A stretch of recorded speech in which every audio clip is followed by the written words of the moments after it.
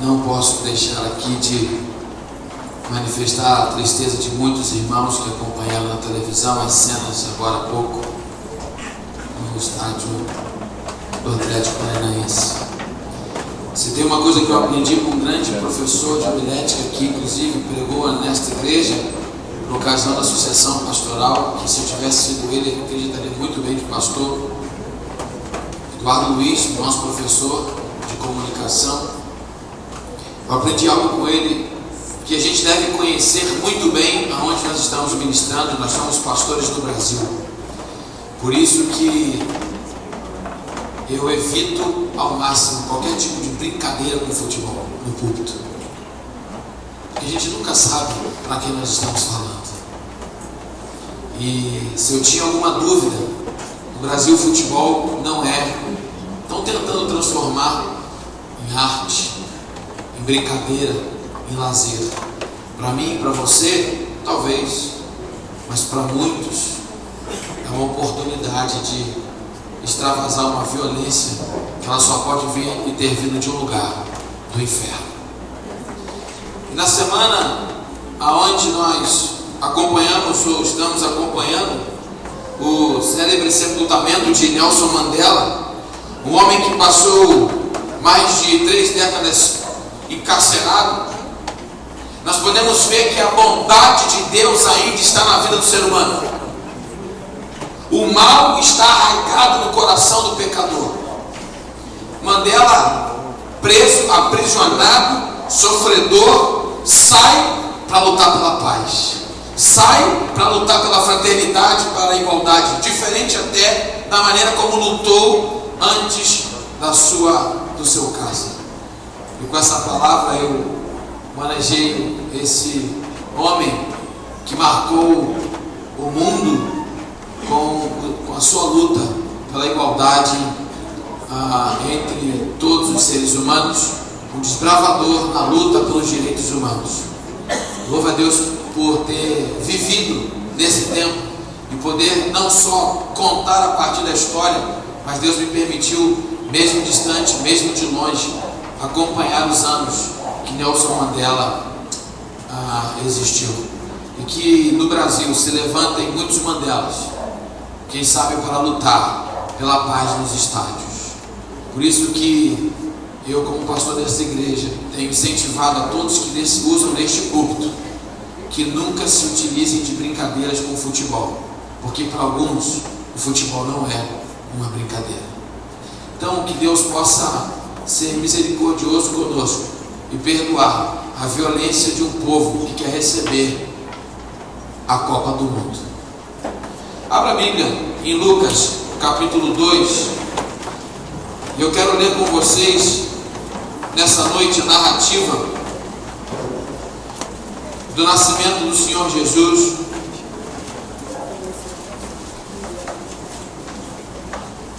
Perdão, Mateus capítulo 2. Me desculpe. Mateus capítulo 2. Quero ler com vocês a narrativa do evangelista Lucas sobre o nascimento de Jesus, bem detalhista, por estar escrevendo a narrativa de Lucas, não, só estou lendo em Mateus. A narrativa do evangelista Mateus, detalhista, quando escreve para o povo judeu sobre o nascimento de Jesus e registra, não somente ele, a presença dos magos. E nessa noite eu gostaria de falar sobre o Natal dos magos. E tendo nascido Jesus em Belém da Judéia, no tempo do rei Herodes, eis que os magos vieram do Oriente a Jerusalém e perguntaram: onde está aquele que é nascido o rei dos judeus? Porque vimos a sua estrela no Oriente e viemos. E o rei Herodes, ouvindo isso, perturbou-se, e toda Jerusalém com ele. E congregados todos os príncipes dos sacerdotes e escribas do povo, perguntou-lhes onde havia de nascer o Cristo. E eles lhe disseram: em Belém da Judéia, porque assim está escrito pelo profeta Miqueias. Eu vou ler agora capítulo 5, verso 2 em Mateus. E tu, Belém, terra de Judá, de modo nenhum és a menor entre as capitais de Judá, porque de ti sairá o guia que há de apacentar o meu povo de Israel. Então Herodes, chamando secretamente os magos, inquiriu exatamente deles acerca do tempo em que a estrela lhes apareceu. E enviando-os a Belém, disse: ide, perguntai diligentemente pelo menino, e quando o achares, participai, para que também eu vá e o adore. E tendo eles ouvido o rei, partiram. E eis que a estrela que tinham visto no oriente ia adiante deles, até que chegando, se deteve sobre o lugar onde estava o menino. E vendo eles a estrela, alegraram-se muito com grande júbilo. E entrando na casa, acharam o menino com Maria, sua mãe, e prostrando-se, o adoraram. E abrindo os seus tesouros, lhe ofertaram dádivas, ouro, incenso e mirra. E sendo por divina revelação avisado em sonhos, para que não voltassem para junto de Herodes, partiram para a sua terra, por outro caminho. Natal é o nascimento do Senhor Jesus, e em dezembro a comunidade cristã ao longo dos séculos vem celebrando o seu nascimento. No domingo, na quarta-feira passada, num culto onde nós tivemos que realizá-lo, quem esteve presente participou pacientemente da nossa celebração no andar de baixo, ouviu o pastor dizendo e pregando uma mensagem em que Deus colocou no meu coração qual seria a mensagem proclamadora de uma igreja que foi o microfone para baixo, celebra Jesus. O que nós proclamamos? Há uma mensagem em tudo que nós queremos dizer. Nós estamos sempre no foco. Há uma observação sobre a nossa vida, seja ela do nosso vizinho, do mundo espiritual da maldade, da parte do Senhor. Nós estamos sendo observados. O que proclamamos quando celebramos? Foi a pergunta que fiz.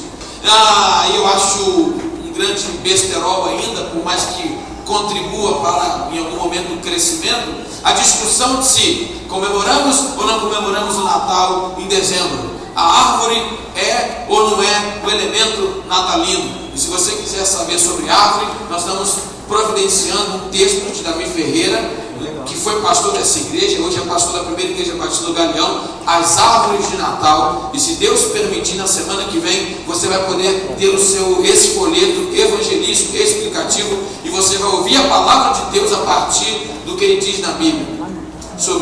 Hoje a igreja evangélica brasileira, ela está totalmente enraizada num legalismo só, em torno das celebrações de Natal, e ficamos aí, irmãos, eu acho que eu estou tentando passar dessa fase, já vivi esse tempo, mas eu gostaria de me deter, como me detive na quarta-feira, o que a igreja diz para o mundo quando ela celebra o Natal.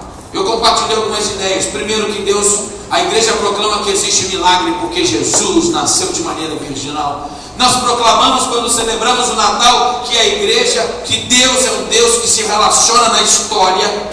Ele sai da espiritualidade, do tempo Kairos, e vem para o tempo Cronos, para mostrar para mim e para você que o relacionamento com Deus se dá sim na dinâmica da palavra, da oração, mas da pessoalidade de alguém que marcou a história.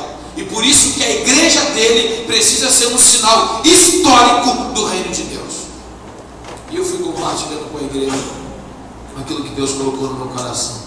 E a partir do Natal dos Magos, eu gostaria de dizer a você nessa noite, com muito temor e tremor, diferente de quarta-feira. Quarta-feira eu preguei o que a igreja diz quando celebra. Mas nessa noite eu gostaria, com muito tremor diante de Deus, pensar com você no que Deus diz à igreja quando Jesus nasce. Quando Jesus nasce em Belém, o que Deus estava querendo dizer ao mundo, o que estava no coração de Deus, porque qualquer acontecimento há uma mensagem. Quando alguém sai lá de trás para mexer num cabo de microfone, ele está querendo dizer: eu quero melhorar o som, eu estou preocupado com isso. O que Deus está nos dizendo quando Jesus nasce em Belém? Nós estamos comemorando o Natal. Nós estamos celebrando o aniversário de Jesus, o nascimento de Jesus, perdão. Realmente, como disse na quarta-feira, não é relato bíblico, não é relato talvez histórico, através da tradição extra-bíblica, de fontes que não estão só na palavra de Deus, mas externamente, fontes externas, de que a igreja cristã se envolveu com a celebração do aniversário do nascimento de Jesus. Mas eu quero sair dessa discussão e pensar com você nessa noite, o que será que Deus está dizendo para mim e para você no século 21, no ano de 2013, hoje, 7 de dezembro, se eu não estou enganado, vésperas da nossa cantata de Natal, a Árvore da Lagoa, e a de Itauá vai cantar. Não podia deixar de fazer aqui o nosso comercial. O que significa isso para a gente? O que aconteceu no nascimento de Jesus que muda e toca a minha vida hoje? Esse é o papel do queri, aquele que traz o querigma. A mensagem é trazer o mundo bíblico para o mundo atual e que nessa passagem não se perca e entre a voz do ser humano. E eu espero que nessa noite quem fale ao seu coração, quem vai falar ao seu coração é Deus. E através do nascimento de Jesus, a sociologia pode crescer. A filosofia pode desenvolver muitos pensamentos. Queridos, o nascimento de Jesus é um movimento, é um acontecimento, onde nós temos o natural, nós temos o sobrenatural, nós temos a medicina procurando respostas, e ela nunca vai encontrar, porque uma virgem não pode conceber. Nós temos pastores, pessoas que estudam até hoje meteorologia para descobrir o tempo, a climatologia, como que pode. Irmãos, o nascimento de Jesus foi o acontecimento. E no meio desse cenário bonito, lindo, que nós temos no relato bíblico, nós encontramos os magos, que vieram do Oriente, homens que provavelmente trabalhavam com astrologia, versados no pensamento, na filosofia, homens que na Pérsia, porque há um povo chamado de Medos, conhecido como depois magos, que a maior tradição que nós temos hoje da interpretação dos magos é que esses homens eram os Medos da Pérsia, que serviam na sua comunidade, equivalente, parecido com os escribas, fariseus e sacerdotes do povo de Deus em Israel. Homens que amavam a religião e que estudavam a possibilidade dos astros influenciarem na nossa vida. Eram também astrólogos, astrônomos, homens conhecidos, conhecedores, pensadores, inteligentes. Eu fico maravilhado porque o Espírito Santo, ele guia a pena na construção de um texto que mudou e muda a minha e a sua história. A importância que nós temos os magos na presença do nascimento de Jesus se dá numa pesquisa extra-bíblica. E nós vamos conhecer, e aqueles que estudam isso vão ver vários relatos em muitas comunidades de que o mundo conhecido na época esperava um grande rei. Esses homens que viviam com os olhos dos ares viram uma estrela. E porque havia um conhecimento da época, e isso está narrado, isso está datado, isso está escrito, grafado. E a palavra de Deus, quando coloca os magos do Oriente, aqui não eram 3.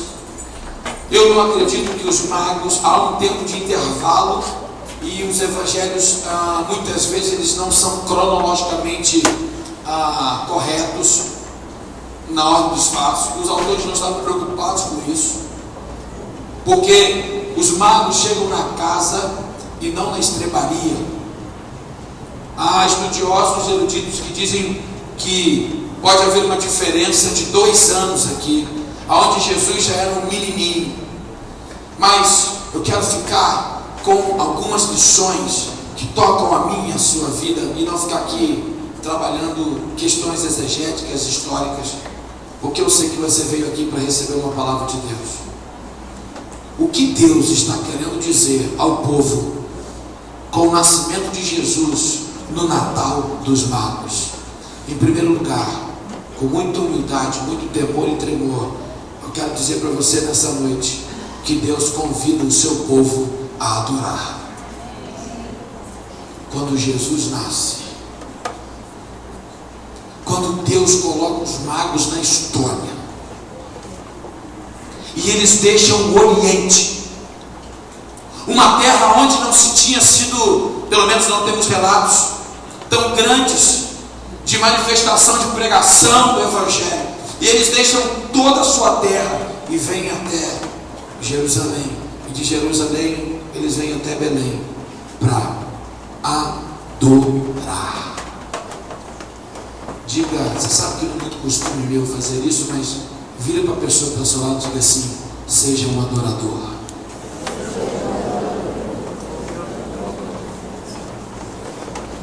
É Natal, Jesus nasceu, e o que Deus está dizendo para você? O que Ele quer da igreja? O que Ele quer do ser humano? Adoração. Nada de novo.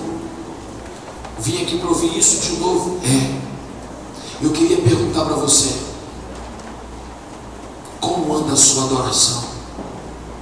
Aqueles magos vieram, entregaram presentes, se prostraram e adoraram. A humanidade estava renascendo, a humanidade estava sendo criada de novo. O segundo Adão estava entrando na história, e Deus está dizendo através dos magos, para mim e para você, que o projeto dele, para aqueles que vão seguir esse menino que vai crescer, que vai ministrar, que vai morrer e ressuscitar, é que nós devemos ser um povo voltado para a adoração. Então eu não estou preocupado quantas pessoas vão se converter na árvore, eu não estou preocupado se vai ter decisão, eu não estou mensurando os resultados de um projeto evangelístico na praia a partir de uma decisão, por mais que isso alegre o nosso coração, porque eu estou preocupado em cumprir com uma missão que Deus ressalta no meu coração através do nascimento do Senhor Jesus. Eu quero adorá-lo, eu preciso adorá-lo, eu tenho fome de adoração. E você pode adorar como você quiser, querido. E eu aqui, quem acompanha os cultos de quarta-feira, me dediquei esse ano a ministrar não sei quantas vezes sobre adoração. Louvor é diferente de adoração, mas quando eu louvo eu também adoro. Eu não fico contando quantos hinos tem no culto, eu não fico fazendo relação para saber quem que dirigiu, se é cantor cristão, se é hino, se é cântico espiritual, se cantou alto, se cantou bonito, se o coro A, se o coro B, se a recepção, se o som, se o data show. Eu quero adorar, e nada vai me impedir de adorar. O diabo quis tentar impedir a adoração de Jó. Quando Jó cai, por permissão do Senhor, a primeira coisa que ele toca é nos animais. A única possibilidade, porque Jó queimava sacrifício, é oferecer ao altar de holocausto ao Senhor pelos seus filhos. Os teólogos da prosperidade ensinaram no Brasil que o diabo tocou no dinheiro dele. O diabo não tocou no dinheiro dele, o diabo tocou naquilo que ele mais amava: oração e adoração. E quando a gente fala de adoração, quando a gente fala de oração, são sempre poucos. No nascimento de Jesus, no Natal dos magos, Deus está convocando a sua igreja no ano de 2013. Vamos adorar. Não perca uma oportunidade. Você não gosta do hino? Canta. Você não gosta do cântico? Cante. Se você canta sentado, melhor cante sentado. Se você canta em pé, faça em pé. Mas a igreja precisa adorar. Eu estou falando da adoração coletiva, da reunião, porque Deus está com os olhos nesse momento na estrebaria. Deus está contemplando agora a casa onde o menino está. Deus está olhando para a reunião da onde o povo Queridos, onde 2 ou 3 estiverem reunidos no seu nome, Ele estaria ali. Nesse momento, Jesus está na casa, Deus está olhando para lá. Eu estou falando desse mover de adoração que precisa permear. Eu não quero saber, querido, eu não me importo tanto com essas pessoas vêm aqui. Quantas pessoas se converteram no final do culto? Eu quero adorar, porque quando o povo chegar aqui que não conhece o Senhor, olhar para o teu lado, olhar para o lado, olhar para a sua face, olhar para o seu rosto, olhar para ouvir a sua voz e saber que você tem um problema, e saber que você perdeu um filho, e saber que você está com problemas na sua família, e você está com a sua mão para o alto, ou sentado, ou quietinho, adorando. Ele vai olhar assim e falar assim: eu quero essa vida para mim, me dá esse Deus que você adora. A adoração é uma ferramenta de evangelismo. Se dependesse de como você louva, se dependesse de como você adora, será que alguém voltaria nesse lugar? Não, pastor, a nossa missão é ganhar as pessoas para Jesus. Eu adoro entregando a Deus aquilo que Ele não tem. Eu já preguei e ensinei isso. Mesmo não me convertendo ao calvinismo, eu entendi que essa obra é feita pelo Espírito Santo. Quem muda o coração do ser humano, quem convence o pecador do pecado, da justiça, é o Espírito de Deus.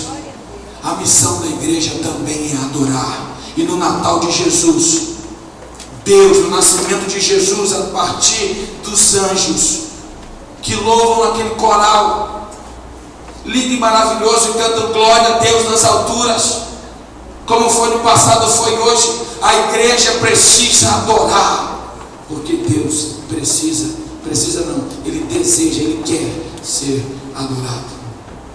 Em segundo lugar, eu quero falar para um povo que está fechando o ano. Deus colocou isso no coração de pessoas que estão aqui, vou usar a linguagem dos meus irmãos nordestinos, aperreados. De novo, meu irmão, você sabe o que Deus está querendo dizer quando Jesus nasce?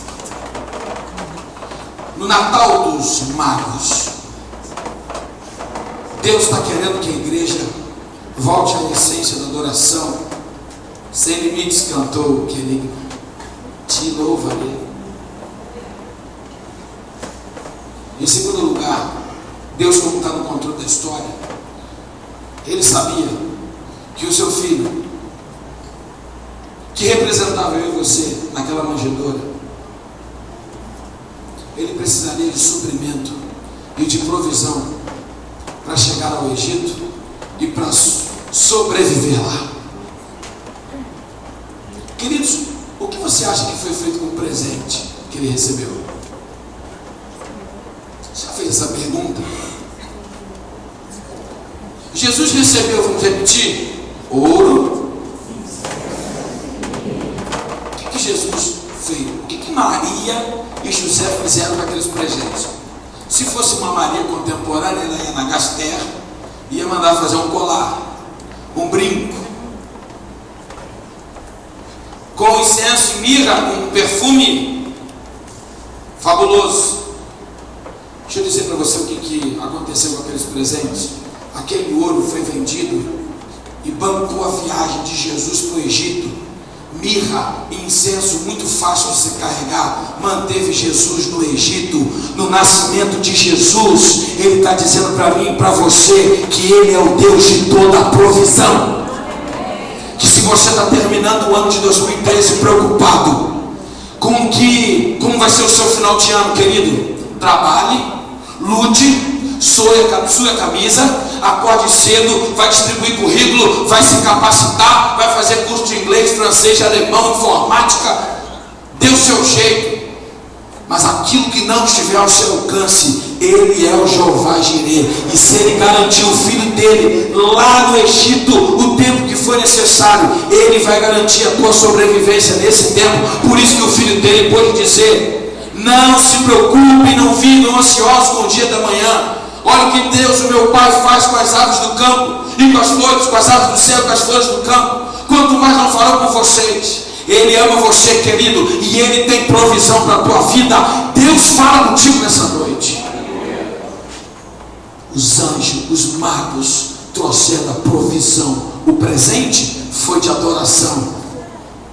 E se eu quisesse fazer uma analogia e forçar um pouquinho o texto, eu diria que na adoração a gente encontra provisão.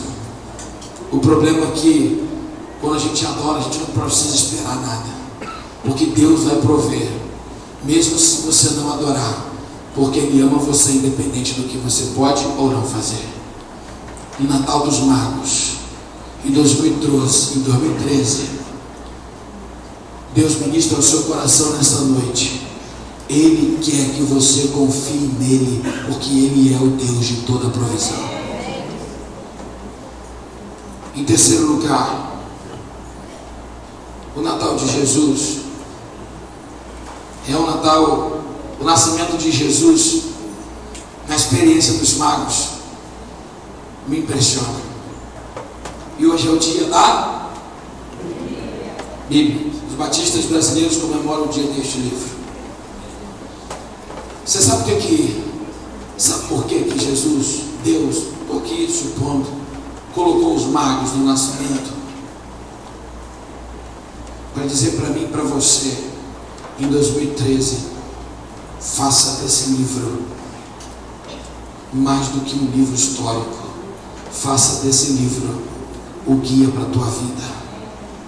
Não tem como conhecer Jesus, o verdadeiro Jesus, se não for pela palavra de Deus. Pastor, onde você vê isso? Os magos vieram de onde? Do Oriente. E foram até onde? Jerusalém. Jerusalém ficava a 10 quilômetros de Belém. Hoje nós temos carro. Naquele tempo 10 quilômetros não era nada. 10 quilômetros hoje precisam pegar uma Kombi, precisam pegar uma van, um táxi, um carro, um motoboy. 10 quilômetros, mas naquele tempo não era nada. Esses homens saíram do Oriente e para encontrar o Filho de Deus tiveram que passar pela sua palavra. Eles foram a Jerusalém. Por que foram a Jerusalém? Porque em Jerusalém havia os escribas, os doutores da lei, os fariseus, que conheciam o endereço, que sabiam da história, que tinham o poder da revelação. A profecia tinha sido dada e eles só encontraram Jesus na casa com seus pais porque passaram por Miqueias capítulo 5 verso 2. Interessante que os escribas e fariseus, que deveriam estar lá na porta, sabiam o endereço. Era pertinho, dava para ir de jumentinho, dava para ir a pé, batendo papo. Ficaram na sede do governo, religiosos, não creram, mas os magos passaram pela palavra. Está vendo o perigo? O perigo de você, hoje no Brasil, ter pastor, líder das igrejas, líderes das igrejas, que conhecem a palavra, mas não creem nela. Tem muita gente assim. Mas eu fico encantado com a graça e com o poder do Espírito Santo. Aqueles fariseus, aqueles escribas honraram, aqueles doutores da lei honraram o seu título, eram só conhecedores, poderiam ter ido adorar, poderiam marcar uma festa de celebração, vamos fazer uma cantata, nasceu o Rei Jesus, é lá em Belém, a estrela vai guiar, mas ficaram. Querido, quando essa palavra ela é citada, mesmo da boca de alguém que não confia e não crê nela, ela cumpre com o propósito pela qual ela foi proferida, porque a palavra de Deus não volta vazia. Esta é a palavra de Deus. Não tem como viver o Natal sem a palavra de Deus. Os magos só chegaram a Jesus porque passaram pela palavra.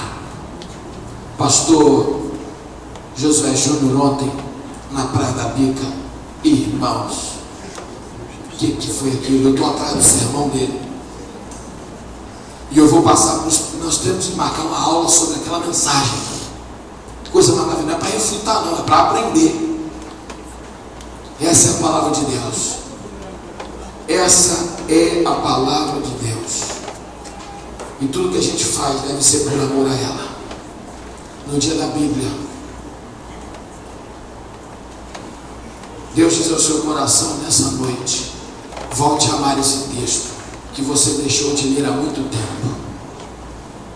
Às vezes você ouve algumas perguntas sobre a Bíblia e você começa a acreditar que aquela pessoa que pergunta, ela é um grande conhecedor ou uma grande conhecedora. Ele é um grande conhecedor e ela é uma grande conhecedora. Mas o tempo vai passando e você vai vendo que as perguntas são sempre as mesmas e os questionamentos são ainda lá do tempo dos embaixadores do rei. A Bíblia está empoeirada, aberta no Salmo 91 como talismã. Essa semana, um irmão que tem sido um grande braço aqui nesse ministério chegou para mim e falou: pastor, me explica Hebreus capítulo 6. E eu falei: agora não dá não, porque é muita coisa. Tenho 10 argumentos para te provar que o autor aos Hebreus fala no início do texto para não crentes, e depois ele fala para os crentes. Gente sedenta pela palavra.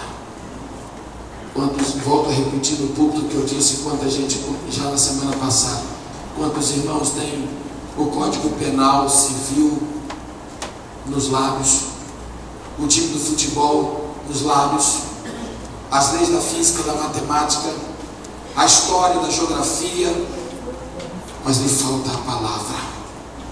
No nascimento de Jesus, adore-o e o procure na sua palavra. Para fechar, eu gosto muito do final do texto. Como nós temos uma dificuldade de conviver com aquilo que nós dizemos e com aquilo que nós fazemos.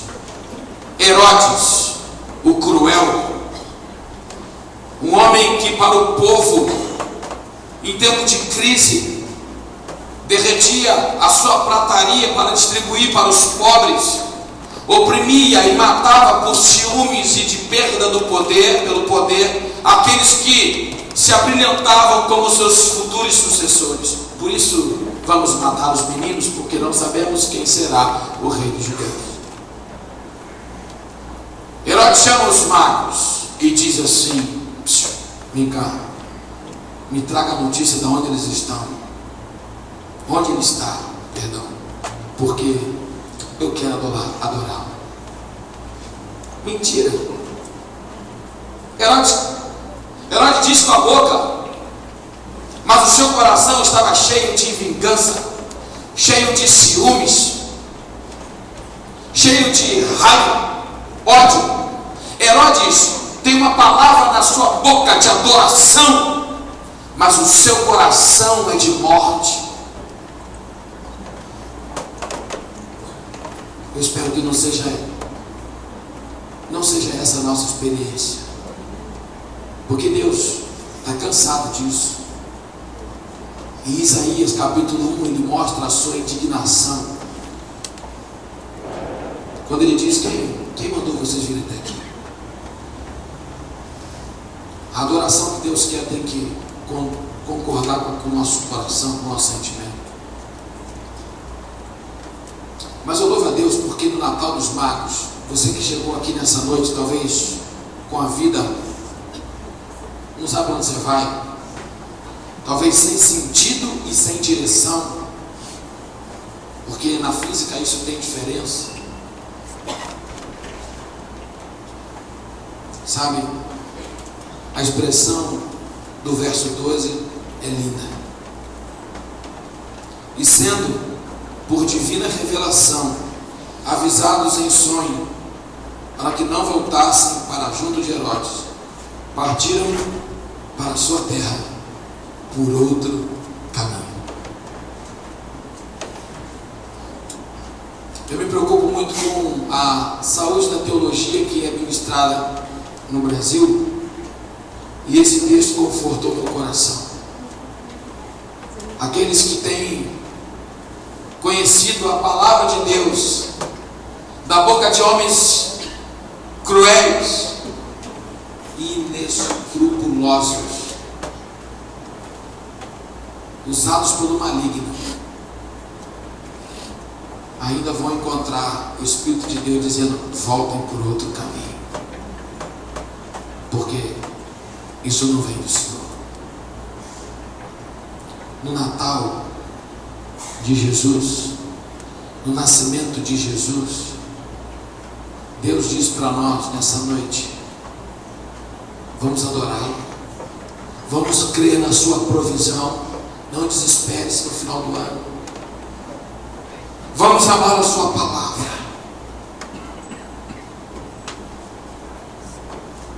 e vamos voltar por outro caminho.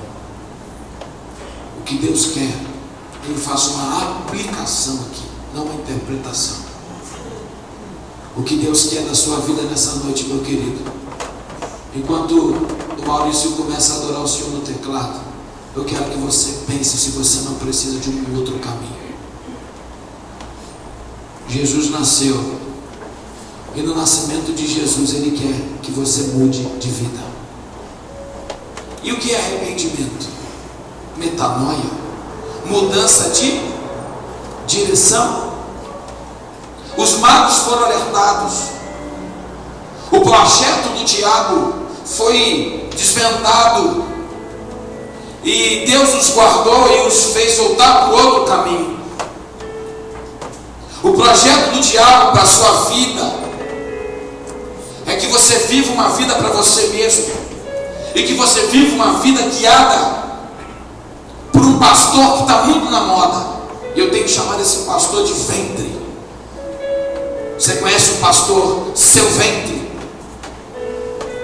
Toda vez que você é guiado pelo pastor ventre, pelo seu desejo, você vai por um caminho de morte, assim como seria o caminho dos magos se não tivessem sido revelados a sua palavra e o projeto do inferno.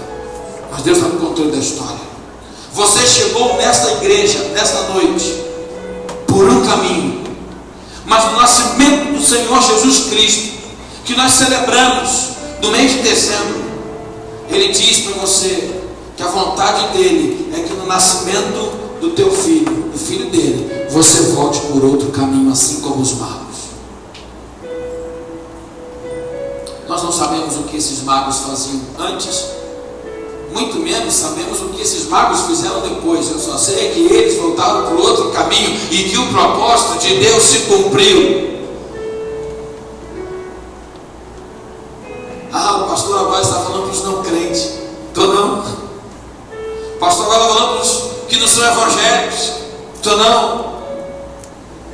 Natal é época de transformação. Natal é época de parar e olhar para o menino que cresceu, que sofreu, que se humilhou e que obedeceu o Pai até morte de cruz por mim e para você, por você. E é tempo de recomeçar a vida, não no dia 1º de janeiro, é tempo de recomeçar a vida por outro caminho, hoje, dia 7 de dezembro de 2013.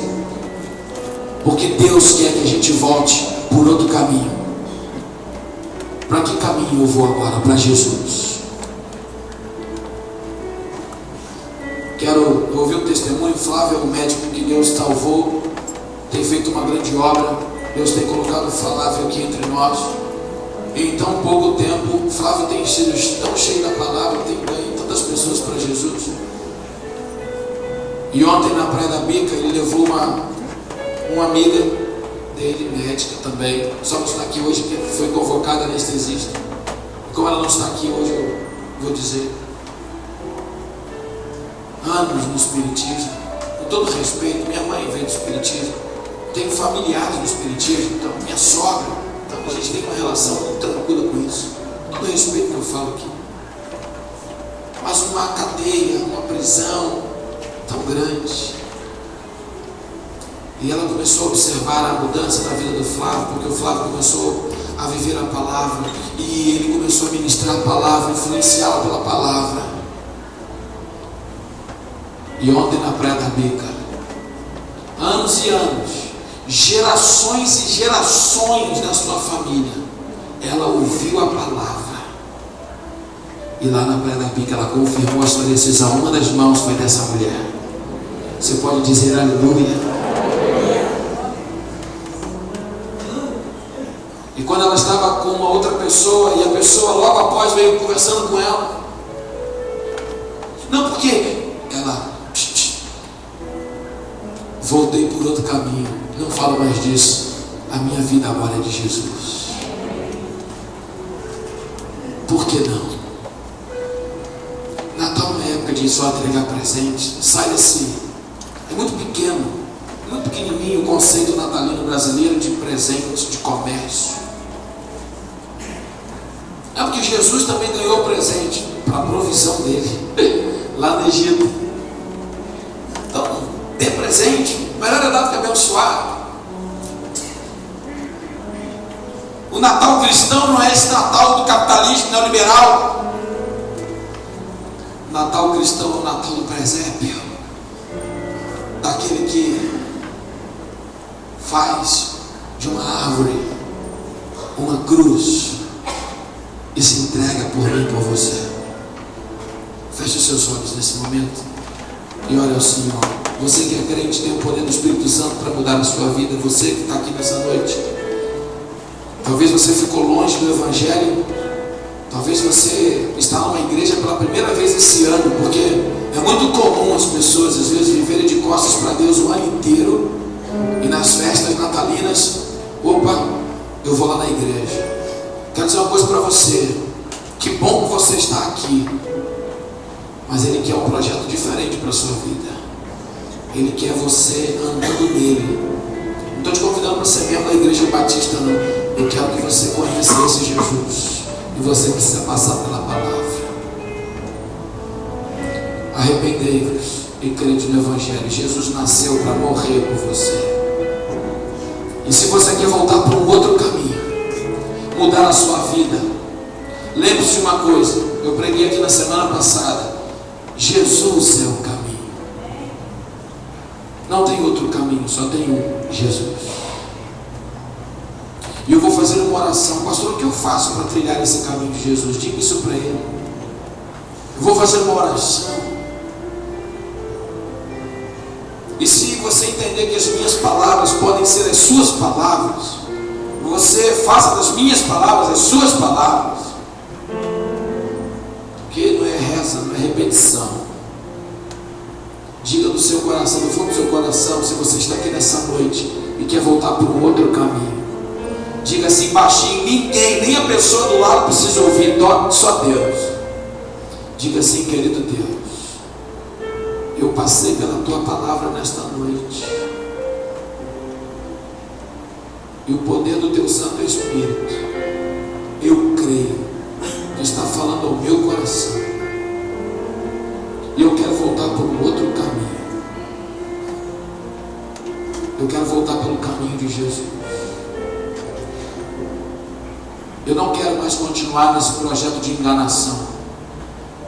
Eu quero conhecer a vida de verdade. Eu quero experimentar a transformação que há no nascimento de Jesus. Muda minha história. Eu me rendo a Ti. Eu Te confesso como Senhor e Salvador da minha vida. Enquanto a igreja está orando, todos de olhos fechados, eu queria perguntar: alguém fez essa oração com o pastor? Se você fez essa oração, eu só queria orar por você. Ergue a sua mão onde você estiver, eu queria orar por você. Alguém aqui nessa noite que fez essa oração? Deus te abençoe. Eu vi a sua mão lá atrás. Deus te abençoe. Deus te abençoe. Deus te abençoe. Ah, mais alguém? Levante a mão bem alto. Deus te abençoe em nome de Jesus. Ah, mais alguém? Nesse momento, ah, mais alguém? Não endureça o teu coração quando você ouvir a voz do Senhor teu Deus.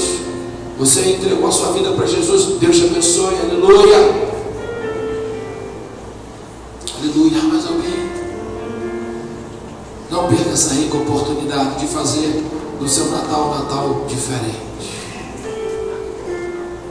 O Ministério de Louvor vai cantar. Vamos adorar o Senhor. Vamos adorar o Senhor. Eu quero convidar a igreja a adorar. Vamos Vamos ficar em pé e vamos adorar.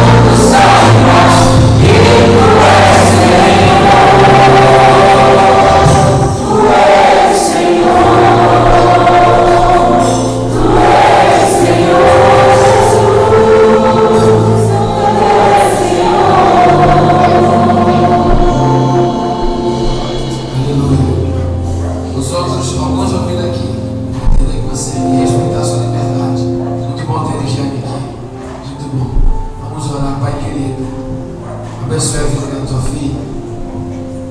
Abençoe, Deus, a vida dessas pessoas que entregaram sua vida para o Senhor nesta noite. Que seja Natal no seu coração. E que nunca mais elas voltem pelo mesmo caminho. E que o caminho do nosso Senhor seja um caminho totalmente diferente na vida delas. Seja um caminho pelo teu filho através da tua palavra.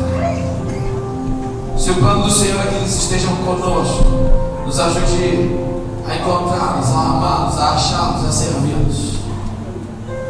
Mas se o Senhor tiver uma outra comunidade, que o Senhor use uma igreja que pregue a tua palavra, Deus do Senhor, porque nos importa o reino do Senhor.